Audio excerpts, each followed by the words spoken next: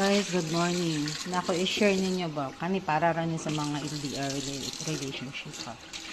So based in my experience lang.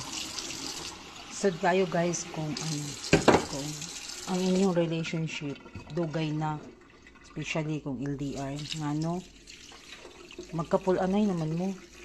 Lalo na pag sige-sige tawag, adlaw-adlaw tag pila ka oras. Wa na kay ingon guys. Wala na mo hisgutan, pabalik-balik na lang.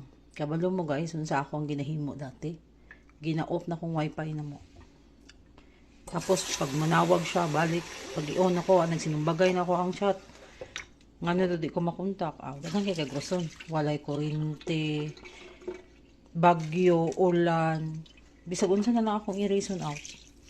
Pero karon nga naanak ko diri no sa US,